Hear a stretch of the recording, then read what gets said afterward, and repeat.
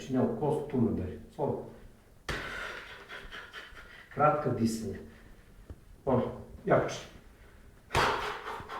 I stalno radimo relaksaciju, znači sve vreme rukama i celim telom, tako da praktično prenosite silu koju dobijete, gledate da, kako da kažem, da je rastresete i da ona ode u sve delove tela, tako da ne dobijete, da kažem, jak impuls ovde, jak udarac.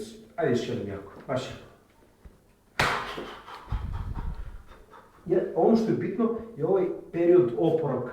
Znači vi morate ovim brzim disanjem i zaista vrlo brzo dolazite do toga da osjećate da ste se povratili. Naravno morate da se pomerite malo da ne biste dobili među vremenu neki drugi udarici. To su udarci, kako je on sad udario, onako kako ljudi obično udaraju. Ovo nije bilo mnogo jako, vjerojatno želi da me štedi, što je opet normalno. A mi u sistemi drugačije udaramo. Sad ću ja da demonstriram, onda ću ti da staneš da vide ovako. Ti se opusti. Kod nas su udarci kratki. Takvi su udarci. Ti kaži kad može jedan jače, ja ću nekoliko puta lakše. Znači nema zaleta, udarac mora da bude... On više dođe neprijatan, znači, ali ono što je ideja, vi ne želite da ga razorite, ovi udarci nisu razorni.